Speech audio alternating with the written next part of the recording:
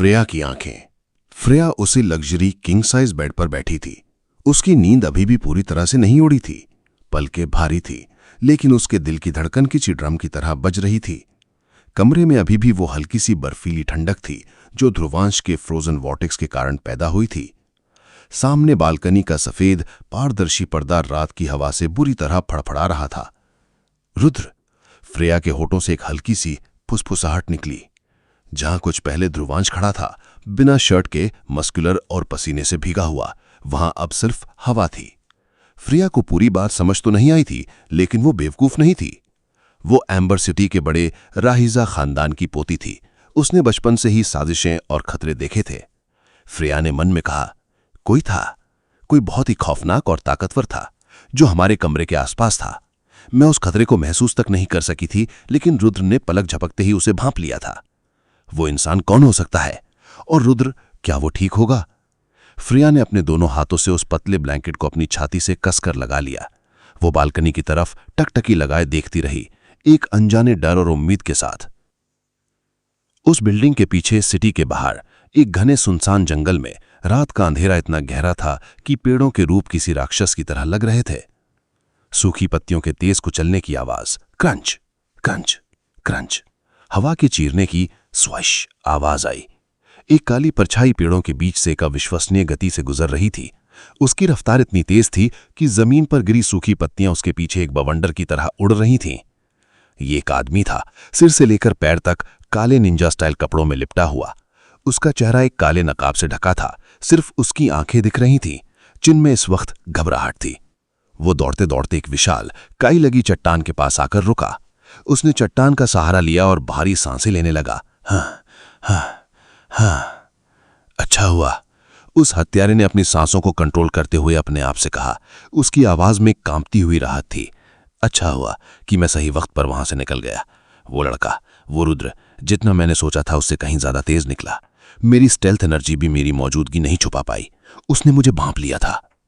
बड़ी देर कर दी आने में। हत्यारे के कानों में ये आवाज किसी मौत के फरमान की तरह गूंजी। वो आवाज सामने से नहीं, ऊपर से आई थी। हत्यारे की आंखें फटी की फटी रह गईं। उसने झटके से अपना सिर पीछे और ऊपर की तरफ घुमाया। ठीक उसी विशाल चट्टान के ऊपर, जहां पर हत्यारा भी सांस ले रहा था, ध्रुवांश बैठा था। उसका एक पैर नीचे लटक रहा था और दूसरा चट्टान पर मुड़ा हुआ था। उसकी हुडी की टोपी उसके सिर पर थी और चांद की मध्यम रोशनी में उसकी आंखों की वो कातिलाना नीली चमक साफ दिखाई दे रही थी। और सबसे भयानक बात क्या, ध्रुवांश मुस्कुरा रहा था, एक ठंडी शैतानी मुस्कान। ध्रुवांश को देखकर हत्यारे के शरीर में एड्रेनलिन का सैलाब आ गया। उसे समझ आ गया था कि भागने का कोई फायदा नहीं है। मर, हत्यारा चीखा। उसने अपनी पीठ से बिजली की फुर्ती से दो छोटी बेहद चमकने वाली तलवारें निकाली। तलवारों पर हल्का बैंगनी रंग की एनर्जी चमक रही थी, जो बता रहा था कि ये एक हाई लॉर्ड लेवल का हत्यारा है। हत्यारा एक स्प्रिंग की तरह उछला और सीधा ध्रुवांश की गर्दन को निशाना बनाते हुए एक जानलेवा क्रॉस स्ट्राइक कर दिया।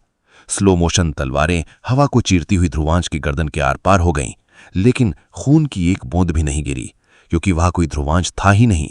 वो सिर्फ उसकी एक आफ्टर इमेज थी जो उसके इतनी तेजी से हिलने के कारण वहां छूट गई थी। धड़ाम, हत्यारे का पूरा वार उस चट्टान पर पड़ा। हाई लॉर्ड लेवल की ताकत से वो विशाल चट्टान एक भयानक आवाज के साथ दो हिस्सों में बट गई और धूल का एक भवंडर उड़ गया। कहां गया? हत्यारा धूल के बीच घबराते हुए पलटा। पीछे। हत्यारे ने पीछे मुड़कर देखा। ध्रुवांश उससे करीब 20 फीट की दूरी पर खड़ा था। अब ध्रुवांश ने अपना मजाक या अंदाज छोड़ दिया था। उसका चेहरा सख्त हो गया था। ध्रुवांश ने धीरे से अपना हाथ पीछे किया और अपनी कमर से अपना काले रंग का खंजर निकाल लिया। खंजर की ब्लेड पर कोई चमक नहीं थी, वो अंधेरे को सोखता हुआ सा लग रहा था। ये आदमी कोई आम सड़क छाप गुंडा नहीं है। इसकी स्पिरिचुअल एनर्जी का कंट्रोल बताता है कि ये भी एक हाई लॉर्ड है। इसे हल्के में लेना बेवकूफी होगी। हत्यारे ने एक बार फिर धारते हुए ध्रुवांश पर हमला कर दिया। जंगल के उस छोटे से हिस्से में तलवारों और खंजरों के टकराने की क्लैंग, क्लैश, चिंग आवाजें गूंजने लगी। हत्यारा पूरी ताकत और गुस्से से बार पर वार कर रहा था। उसकी तलवारें बैंगनी रोशनी की तरह हवा में लकीरें बना रही थीं। लेकिन ध्रुवांश अपनी जगह से मुश्किल से हिल रहा था। वो बिल्कुल रिलैक्स था। वो बस अपना सिर हल्का सा झुकाता या अपने खंजर से उस हत्यारे के हमलों को रिफ्लेक्ट कर देता। हर एक बार जिसे देखकर किसी आम हंटर की जान निकल जाए, ध्रुवांश उसे ऐसे डॉज कर रहा था जैसे वो कोई वीडियो गेम खेल रहा हो। ये नामुमकिन है। मेरा एक भी वारी से खरोंच तक नहीं पहुंचा पा रहा है। ये लड़का, ये कोई लो लेवल नहीं है, ये अपनी पावर्स छिपा रहा था। ये भी हाई लॉर्ड लेवल का है और इसकी टेक्निक मुझसे कहीं ज्यादा खतरनाक है। मुझे कैसे भी करके यहां से जिंदा निकलना होगा। हत्यारा पीछे हटने लगा। वो जंगल के अंधेरे का फायदा उठाकर भागने का रास्ता ढूंढ रहा था। क्या हुआ? ध्रुवांश की ठंडी आवाज हवा में गूंजी। हत्यारा चौंका। ध्रुवांश उसके हमलों को रोकते हुए उसकी आंखों में सीधे देख रहा था। भागने की सोच रहे हो क्या? ध्रुवांश ने एक कदम आगे बढ़ाते हुए कहा। मैं पहले ही बता देता हूं, भागना बेकार है।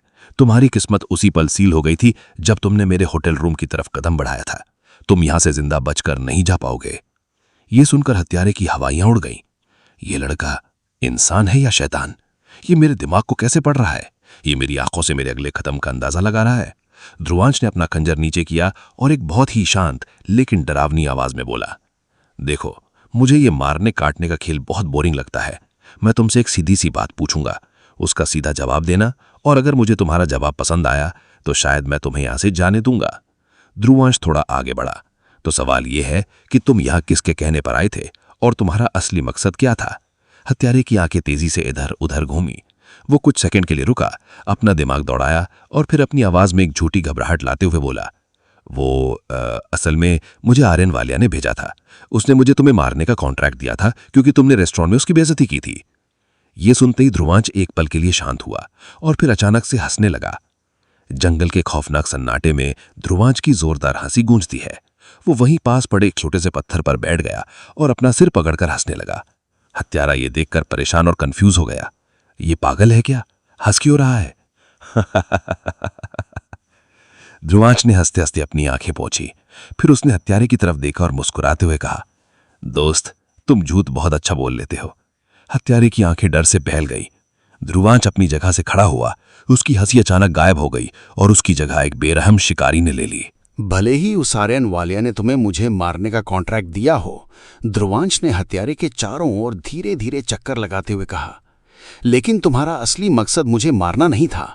और उस आर्यन को तो ये पता भी नहीं है कि चाहे वो तुम्हें कॉन्ट्रैक्ट देता या ना देता, तुम आज रात यहां आने ही वाले थे। ध्रुवांश हत्यारे के बिल्कुल करीब आकर खड़ा हो गया, क्योंकि तुम आर्यन के लिए नहीं बल्कि किसी तीसरे और बहुत ज्यादा पावरफुल इंसान के लिए काम करते हो। क्या मैं सही कह रहा हूं या मुझे और डिटेल देनी पड़ेगी? ये सुनते ही हत्यारे का चेहरा पूरी तरह पीला पड़ गया। उसके पैर कांपने लगे। उसे लगा जैसे ध्रुवांश ने उसकी आत्मा के अंदर झांक लिया हो।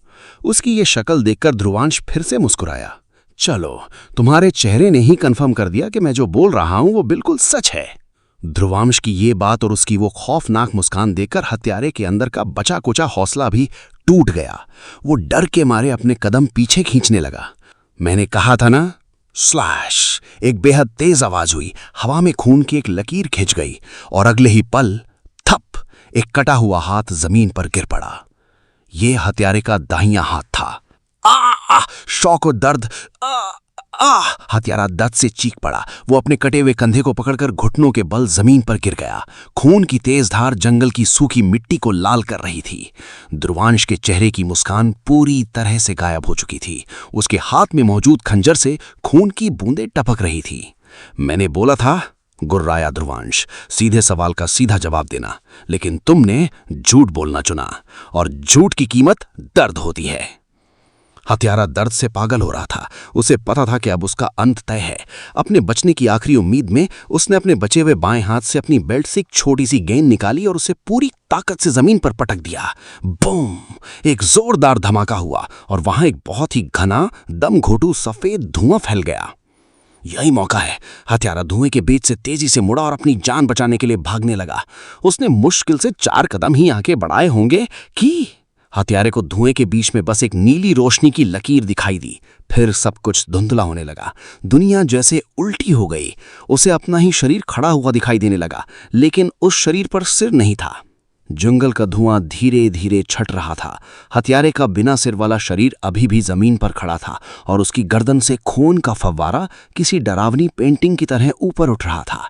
कुछ सेकंड बाद वो धड़ाम से जमीन पर गिर पड़ा। ध्रुवांश हत्यारे की लाश के ठीक बगल में खड़ा था। उसका खंजर अब पूरी तरह खून से सना हुआ था। ध्रुवांश ने अपने खंजर को हवा में एक झटके से व्हिप किया, जिससे सारा खून जमीन पर गिर गया और ब्लेड साफ हो गया। खाम खा टाइम वेस्ट और एनर्जी वेस्ट करवा दी। ध्रुवांश ने गहरी सांस छोड़ते हुए लाश की तरफ बिना देखे कहा।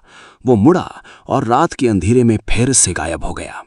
एम्बर सिटी के एक बहुत ही गहरे, अनजान और छिपे हुए अंडरग्राउंड बेस में ये जगह किसी हाईटेक साईफाई लैब जैसी लग रही थी।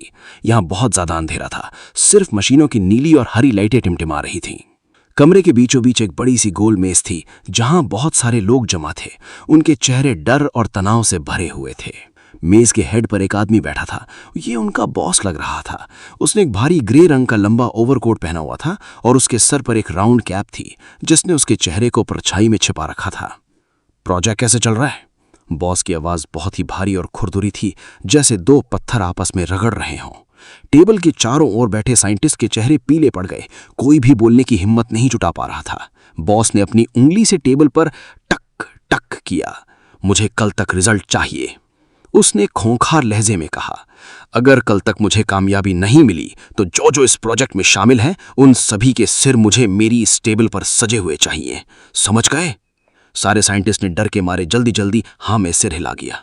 बॉस अपनी कुर्सी से उठा और अंधेरे में खड़े कुछ विशाल ग्लास सिलेंडर्स की तरफ बढ़ा। वे कांच के बड़े बड़े ट्यूब्स थे जिनमें एक बहुत ही रहस्यमयी चमकता हुआ गाढ़ा हरा लिक्विड भरा हुआ था। उन ट्यूब्स के अंदर कुछ अजीब सी आकृतियां तैर रही थीं। मुझे इस बार की चैंपियनशिप में हर हाल में हिस्सा लेना है, बॉस ने उन सिलेंडर्स को देखते हुए मुट्ठी भींचते हुए कहा। और मुझे उस सिंह फैमिली को जड़ से उखाड़ फेंकना है। मेरा वक्त अब आ गया है। एम्बर सिटी के नीचे एक बहुत बड़ा तूफान आकार ले रहा था।